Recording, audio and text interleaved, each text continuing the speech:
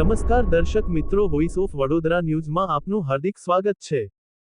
છોટાઉદેપુર જિલ્લાના સંખેડાના dB Parekh ground ખાતે દર વર્ષની જેમ આ વર્ષે રાવણ દહનનો કાર્યક્રમ યોજાયો હતો, જેમાં સંખેડાના સરપંચ નીતિનભાઈ શાહ, સંખેડા તાલુકા પંચાયતના સભ્ય તેમજ સંખેડા એપીએમસીના વાઇસ ચેરમેન સંજયભાઈ દેસાઈ, ડેપ્યુટી સરપંચ સુનિલ રાણા, તાલુકા પંચાયતના પ્રમુખ દીપ્તિબેનના હસ્તે રાવણ દહન કરવામાં આવ્યું હતું।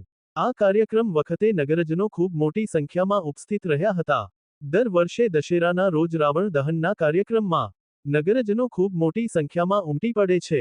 રિપોર્ટ મુન્નાભાઈ, સંખેડા।